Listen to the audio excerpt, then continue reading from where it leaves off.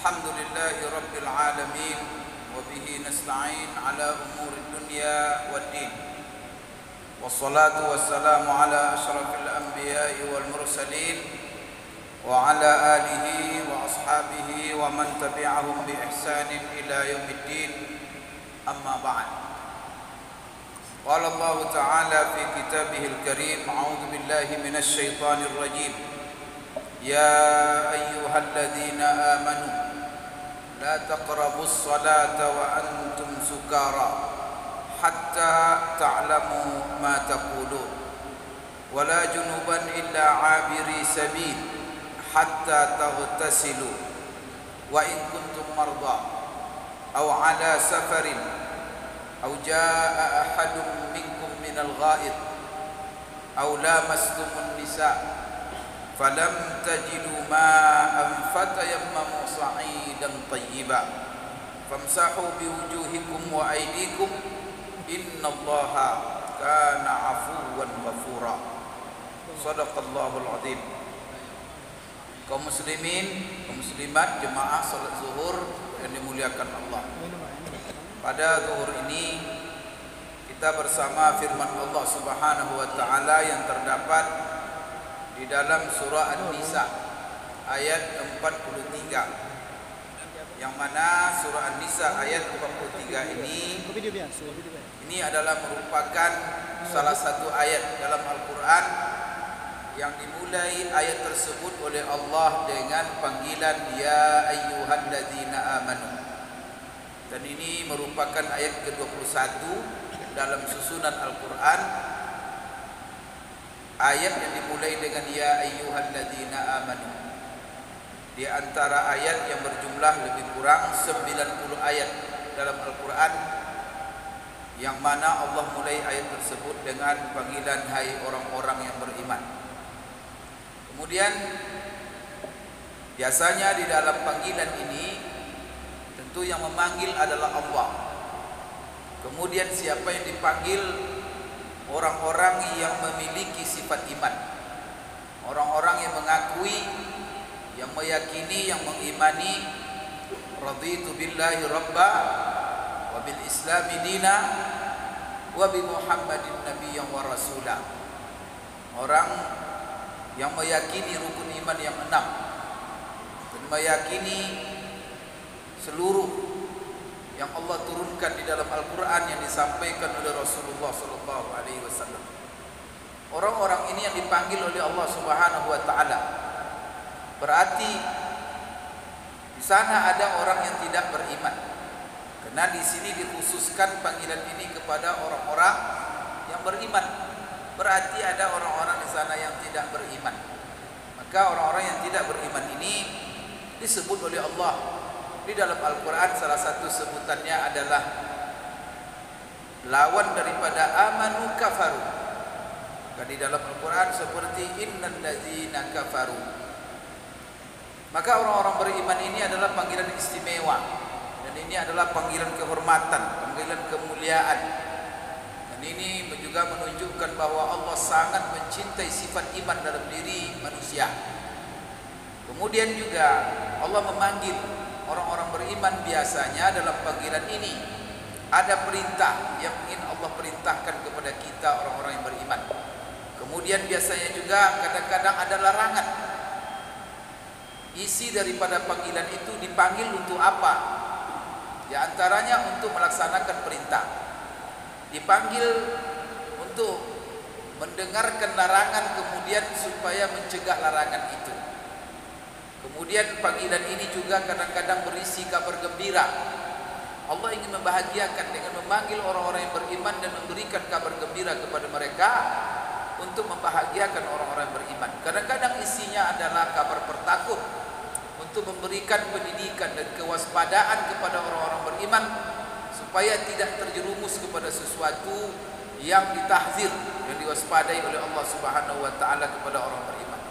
Namun apapun isinya, apakah itu perintah, dipanggil untuk melaksanakan perintah, dipanggil untuk mencegah larangan-larangan, dipanggil untuk mendengarkan berita gembira, berita bertakut, semuanya itu adalah membuktikan kasih sayang Allah kepada orang-orang beriman. Maka substansi perintah, kalau substansinya perintah, berarti Allah memerintahkan perintah itu kepada orang-orang beriman karena Allah sayang kepada mereka. Sehingga dengan melaksanakan perintah itu, mereka akan mendapatkan banyak sekali manfaat, kemaslahatan, kebaikan. Karena tidak mungkin Allah panggil orang-orang yang dicintainya, setelah itu disuruh untuk melaksanakan sesuatu, dan sesuatu yang diperintahkannya itu tidak ada manfaat sama sekali. Dipastikan bahwa Bapak Ibu sekalian, banyak sekali manfaat dan besar sekali maslahat yang akan didapatkan orang-orang beriman di balik perintah itu. Itulah sebabnya perlu kita ingatkan, kenapa tidak seluruh ayat yang dimulai dengan ya ayyuhalladzina amanu. Hanya lebih kurang 90 ayat. Maka ini perlu kita ketahui bersama, supaya apapun perintah-perintah atau larangan yang dimulai dengan ya ayyuhalladzina amanu benar-benar menjadi prioritas dalam kehidupan kita. Maka dibaca nanti apa saja ayat-ayat yang dimulai dengan ya ayyuhalladzina amanu, maka itu dijadikan prioritas. Karena tak mungkin Allah mulai dengan panggilan itu kecuali ada maslahat besar yang Allah inginkan di balik perintah itu. Kemudian juga di situ kadang-kadang ada larangan. Maka berarti kalau larangan dilarang, jangan didekati, jangan dilakukan. Berarti orang-orang beriman, konsekuensi orang beriman harus menghindari larangan itu. Kalau dia benar-benar orang beriman, kemudian Allah tidak akan mungkin sembarang melarang. Maka larangan-larangan Allah kepada orang-orang beriman bukan berarti membebankan mereka, bukan menyulitkan kehidupan mereka, bukan menyusahkan kehidupan mereka, bukan mempersempit langkah-langkah dan juga gerak mereka dalam kehidupan ini, tetapi dilarang. Kenapa? Karena Allah sayang kepada mereka. Banyak sekali kalau seandainya larangan itu dihindari, di antaranya apa? Allah akan mengampunkan dosa-dosa orang beriman, kemudian Allah akan memberikan pahala kepada mereka, kemudian juga mereka akan mendapatkan di balik mencegah, menghentikan, menjauhi larangan itu, manfaat kehidupan di dunia yang mungkin tidak ada bisa dihitung dan tidak ada hingganya dan tak habis-habis dikaji. Apa manfaat di balik melaksanakan perintah dan apa bahaya-bahaya yang terhindar dari kehidupan kita dengan menghentikan larangan-larangan Allah. Mari kita lihat apa isi daripada ayat ini. Ayat ini Bapak Ibu sekalian, sebagaimana dikatakan oleh di surah An-Nisa ayat 43. Ayat ini perlu menjadi renungan kita. Imam Al-Qurtubi di dalam tafsirnya Al-Jami' li Ahkamil Quran, dia mengatakan tidak kurang daripada 44 masalah di dalam ayat ini. Dia 44 masalah dalam satu ayat ini. Dan ayat ini kalau kita kembangkan luar biasa untuk menjadi pedoman kehidupan kita dan kehidupan manusia sampai hari kiamat. Dan dia up to date untuk dipraktekkan, up to date untuk kehidupan manusia sampai hari kiamat. Dan ayat-ayat itu semuanya adalah up to date, layak untuk dipraktekkan, kemudian cocok untuk menjadi pedoman. Mari kita dengarkan apa isi daripada ayat ini. Pertama, Allah mengatakan la taqrabus salata wa antum sukara. Hai orang-orang yang beriman, jangan sekali-kali kamu mendekati salat dan kamu lagi sedang mabuk. Sini perlu saya ingatkan, di dalam ayat Al-Quran la taqrabu. Qaraba ini dari kata qaraba. Qaraba yaqrabu, bisa juga qaruba yaqrubu. Maka ini perlu diperhatikan. Jadi ada dalam bahasa Arab itu la taqrabu dan la taqrubu. Apa beda maknanya? Kalau la taqrabu itu maknanya apa? Jangan kamu lakukan perbuatan itu. Maka di sini la taqrabus salata, dan artinya apa? Jangan kamu melakukan salat, yaitu dengan difathahkan huruf ra-nya, la taqra, la taqrabu. Tapi kalau dikatakan la taqrubu, baru maknanya la tadnu, jangan kamu dekati. Berarti kalau ayat la taqrabu zina, itu artinya apa? Jangan kamu berzina. Karena kalau taqrab itu mutalabbisun bil fi'li, bahwa dia melaksanakan perbuatan itu. Tapi kalau la taqrubu, jangan dekati. Nah, itulah hebatnya bahasa Arab.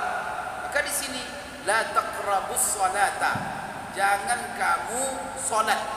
wa antum sukara, dan kamu lagi mabuk. Kenapa kok ada larangan di sini? Jangan kamu mendekati salat dan kamu lagi mabuk. Ini salah satu di antaranya menunjukkan Bapak Ibu ayat ini bahwa meminum-minum yang memabukkan di awal, periode awal syariat Islam itu belum diharamkan, belum dilarang. Apalagi mengingat Bapak Ibu sekalian bahwa salah satu tradisi orang-orang jahiliyah itu sudah menjadi tradisi karakter mereka dan bahkan menjiwai kehidupan mereka. Salah satunya apa? Mabuk-mabuk, minum minuman yang beralkohol, sehingga mereka hilang akal mereka dengan minum memabukkan itu. Itulah karakter jahiliyah, dan Islam mengharamkan minum memabukkan kepada orang-orang Islam dan umat Islam. Sejarah Islam itu melalui beberapa tahap, dan ini adalah tahapan yang ketiga daripada pengharaman khamar. Karena pertama sekali pengharaman khamar itu dimulai oleh Allah dengan mengingatkan sesuatu yang tidak disenangi oleh Allah dalam tindakan ataupun yang dilakukan oleh orang-orang yang beriman secara khusus dan orang-orang jahiliyah. Ini pertama sekali dalam ayat lain Allah menjelaskan, karena khamar itu artinya adalah perasan, jus daripada buah anggur. Jadi anggur itu kalau diperas, kemudian saripatinya, jus airnya itu kan jus anggur. Jus anggur itu kata di dalam Al-Quran Allah sebut itu adalah minuman yang sangat lezat dan nikmat. Tetapi sebagian orang menjadikan perasan anggur itu sebagai minuman yang memabukkan dengan apa? Dengan cara melakukan fermentasi. Jadi setelah diperas anggur itu difermentasi dalam beberapa waktu, sehingga mungkin seminggu, mungkin 2 minggu, sampai dipastikan setelah melalui fermentasi tersebut minuman jus anggur itu menjadi minuman yang memabukkan. Sebelum dia memabukkan, Allah puji bahwa itu adalah minum yang lezat. Tetapi Allah mencela ada pula orang yang menjadikannya, melakukan fermentasi dan menjadikan minuman yang memabukkan. Itu isyarat pertama. Kemudian yang kedua, turun pula ayat, yas'alunaka 'anil khamri wal maisir qul fihima ismun kabir wa manafi'u lin-nas wa ismuhuma akbaru min naf'ihima. Mereka bertanya kepadamu tentang khamar, apa hukumnya meminum khamar itu? Maka Allah jelaskan di situ, ingat khamar itu ada manfaat dan ada mudarat. Tapi ingat, mudaratnya lebih besar daripada manfaat.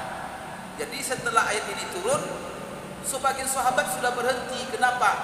Karena Allah menjelaskan mudaratnya lebih besar daripada manfaatnya, dan sebagian mereka masih minum. Kenapa mereka masih minum? Karena mereka mengatakan kami minum karena mengambil manfaatnya. Dibilang karena ada manfaatnya, ada mudaratnya kata Allah, maka kami minum karena kami hanya ingin manfaatnya. Namun Bapak Ibu sekalian, ini adalah ayat ketiga. Turun lagi ayat ketiga, dan ini Umar bin Khattab selalu berdoa setiap turun ayat tentang khamar, tapi belum tegas pengharamannya, dia berdoa, ya Allah, turunkanlah kepada kami ayat penjelasan yang pasti dan sempurna tentang pengharaman khamar.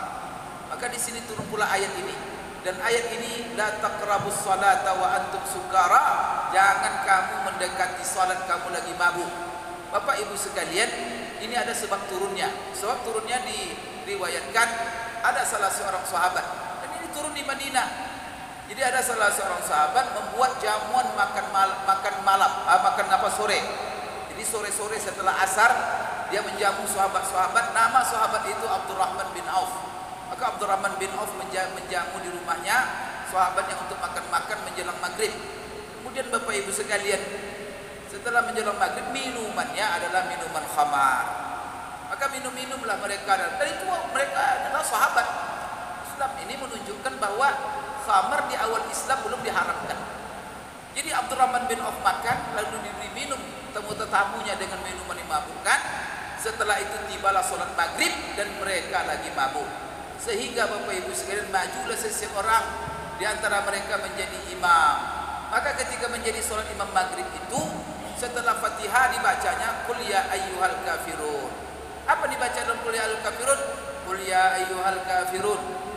Seharusnya kan la a'budu ma ta'budun. Kena lagi mabuk dibacanya a'budu ma ta'budun. Artinya huruf la-nya itu hilang. Karena mabuk. Ketika huruf la itu hilang, itu makna ayat itu berubah sama sekali.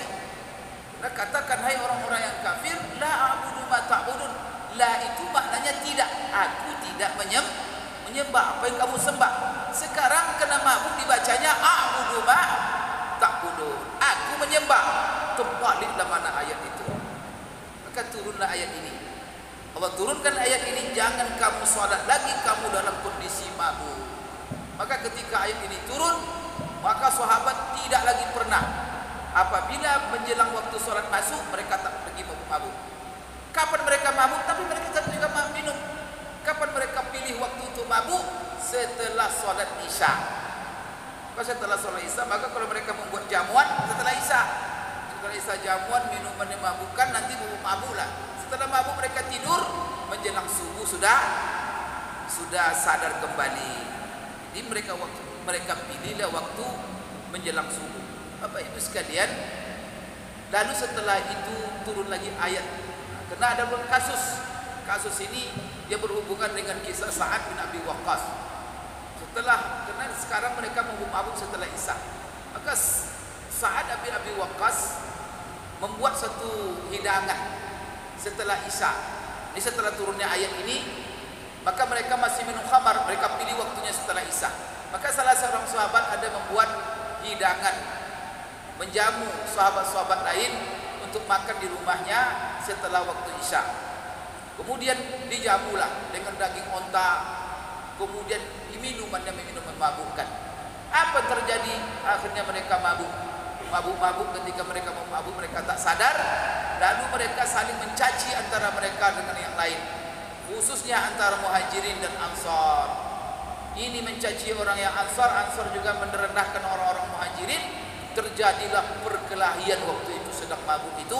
Salah seorang di antara mereka yang mabuk mengambil kepala onta, tulang kepala onta yang baru selesai dimakan, dagingnya, tulang-tulangnya itu diambilnya, dipukulkannya kepada salah seorang kepala sahabat sampai meleleh darahnya. Kasus malam itu paginya diadukan kepada Rasulullah sallallahu alaihi wasallam.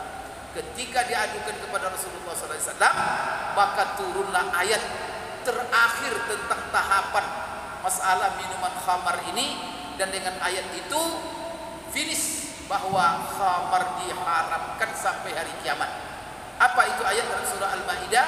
Ya ayyuhalladzina amanu innamal khamru wal maisiru wal ansabu wal azlamu rijsum min amalis syaitan.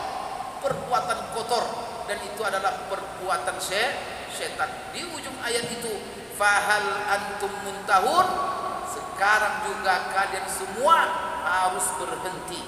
Maka sahabat semuanya mengatakan, ya Allah, intahaina, mulai hari ini kami berhenti. Maka masing-masing mereka pergi ke rumah mereka, mengambil botol-botol khamar yang ada tersimpan dalam rumah mereka, dalam warung-warung mereka ambil semuanya itu, mereka tumpahkan di jalan sebagai komitmen mereka untuk melaksanakan perintah Allah. Karena orang beriman ketika Allah larang, sami'na wa ata'na. Tapi jangan sami'na wa ata'na tapi disimpan juga, setelah itu ngumpet-ngumpet minum juga. Itu kan tidak apa, itu kan orang beriman. Maka orang beriman memang dihentikan. Maka pergi ke rumah-rumah, botol itu semua ditumpahkan dan dituangkan di jalan khamar itu, sehingga diriwayatkan jalan-jalan di Madinah ketika itu seperti sungai, banjir oleh khamar. Sebagai bukti Bapak Ibu sekalian, mereka telah melaksanakan perintah Allah untuk berhenti minum khamar. Banyak pelajaran dari ayat ini Bapak Ibu sekalian, dan insya Allah akan kita sambung bahwa salah satu makna ayat ini bahwa jangan kamu sholat dan kamu lagi mabuk, bahwa masalah mabuk tidak boleh lagi.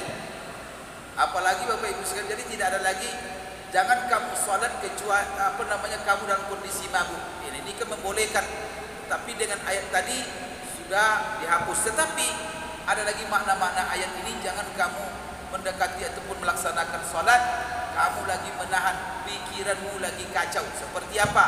Menahan buang air, terdesak buang air besar, buang air kecil.